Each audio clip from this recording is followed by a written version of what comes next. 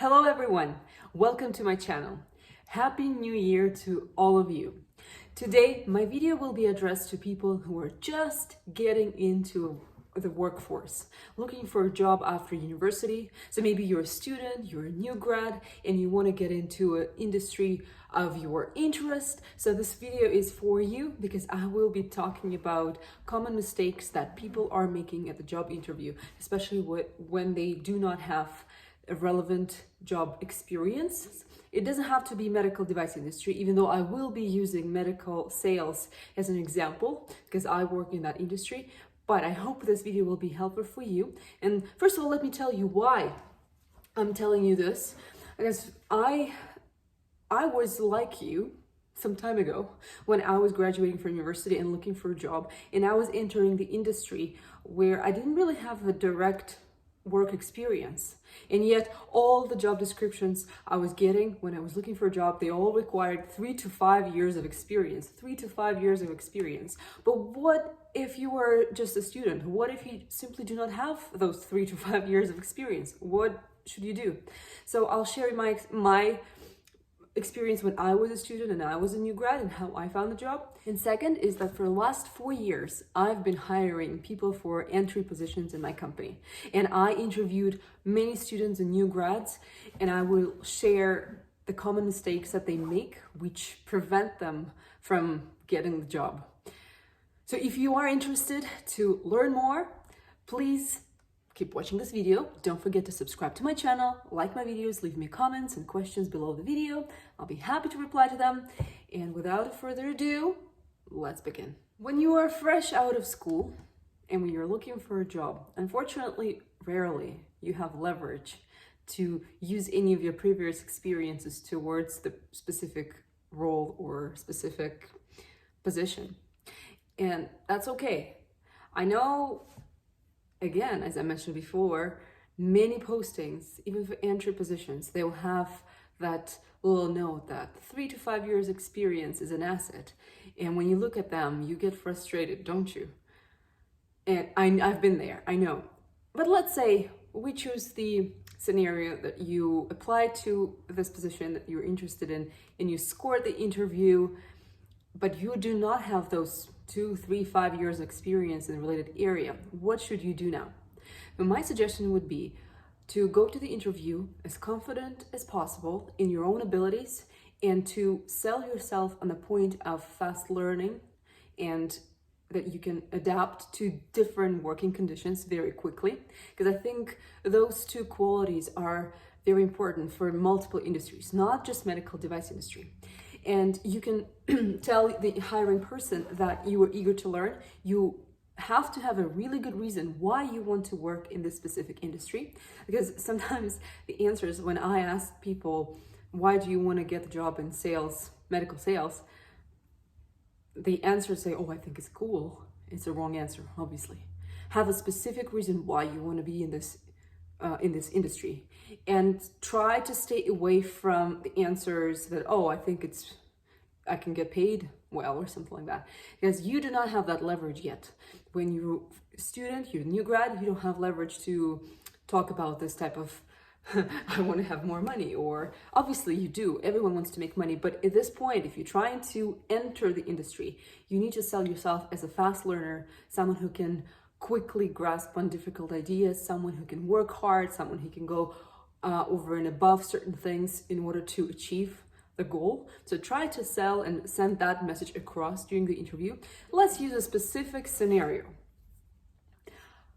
Let's take a new grad who is interested in getting into medical sales and is being interviewed for an entry position, sales associate role. This person has only a real job experience with a shipping company, for example, as a part-time shipper or delivery person, and has maybe a couple of volunteering experiences during your university time with maybe science or business related organizations. That's it. Very simple, not an extensive resume, not much experience, work experience. So what should that candidate do in order to get the job? So first of all, don't be afraid to say that you do not have the direct experience in this type of industry. It's okay. It's understandable. You were a student, you had to make money, and this is why you worked in a shipping company, and that's fine. But what I would like to suggest here, try to be prepared for the interview, do the really good research of the company, of the industry, and what kind of functions the sales associate would have, and sell the skills, not the previous experiences, but the skills that allowed you to be very successful in your previous roles, and how you can translate those skills to this position, and give good examples saying, yes, I was working for a shipping company, but I have this and this and this type of traits that allow me to learn quicker than average, or achieve something more and better quicker, because I'm a good learner. I'm interested to develop my work or make it interesting for myself, for people around me. So try to be creative and use real examples to prove that the qualities that you possess can help with this specific job in this specific position. So that's number one. Number two, when you will talk about compensation component with the hiring manager, and most likely you will have some sort of a compensation conversation eventually, try to be not as focused on compensation, because one of the mistakes that I've heard people that I interviewed in the past, when they got a little bit too focused on compensation, and unfortunately, not that it's a bad thing to have, you need to be aware that you're going to make money, you want to make money, everyone does, and that's the ultimate goal, right? You're looking for a job to to make money. But when you're a new grad, when you're a new student, unfortunately, you don't have leverage to negotiate that part. And from the hiring person perspective, I'm going to share it to you, because let's say we're using the same example, the person who only had experience working for a shipping company and trying to get into medical sales. I would take a risk of hiring someone with no experience, because I would have no guarantee that the person will be successful and will be making a difference for the company, for my team. So how would I see the reaction if they say, well, yeah, this number would be nice, but give me like $10,000 more and I can work for you? That definitely is a red flag, because what the hiring person wants to see is the interest, the genuine interest in the industry, the genuine interest in this position. And you need to be able to tell why you want to work in this industry and why you want to have this position. And I think the one suggestion I can make in this type of situation, and this is what I've used before as well, that when you're just trying to get hired after university, just tell the hiring manager upfront that at this point of time, that's not the point. The compensation part, it's not the point, but you would like to have an option to renegotiate that in, let's say, 1 year or half a year, something like that. Put the time frame saying, I would like to make this much, or at this point, I want to learn, I want to prove that I can do the work, and I would like to have this renegotiation part in a year from now. I think that would be a very powerful move, and it will also show the employer that you're not just interested in money, you are interested in learning, and you want to prove it, you want to get in. Because coming from my experience, the money will come. It's not about that. It's about you being genuinely interested in investing your time, your efforts in building something, building your career, building the first roadblock basically for your future career, and proving that you can do it, and learning and trying to absorb as much information as possible from people that gave you that chance to start.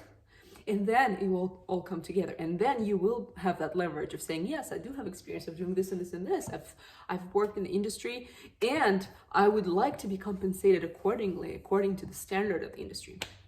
So that would be my suggestion. Just to sum it up, I want to tell you that instead of being focused on compensation, try to be focused on your personal abilities, your unique abilities to make a difference for the company, make a difference for this industry. Why do you want to even try to be in this industry?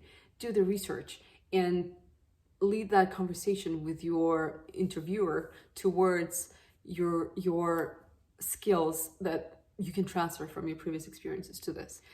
Show people that you want to be successful and give them good examples why and that you are capable of being successful. Because as a hiring manager, as a hiring manager, I want to see that people are genuinely investing in their own development, and they're not just looking for, well, I'm gonna work for a job for a year or so and then gonna just fly away somewhere.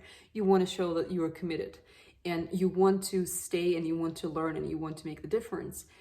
And when it comes to compensation at this point of time, because you're brand new out of school, it doesn't matter as long as you have the opportunity to renegotiate your terms at a future date. I think that will prove that you understand the situation, you see it clearly, and you need to be confident in yourself, thinking that you can do the work. Best candidates to date, from my experience, there were people that were genuinely looking for an opportunity in a specific industry, and they knew why they want to work in this industry and what drives them and motivates them to go into, let's say, medical sales, and what exactly they want to get out of it.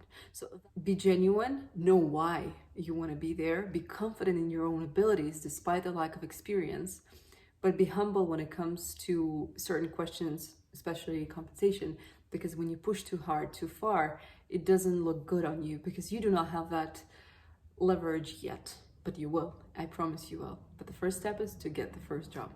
I hope that was helpful. If you have more questions for me, please leave those questions underneath this video. I'll be happy to reply. You can also find me on LinkedIn and Instagram. And I'm wishing you all the best. I'll see you in my next video.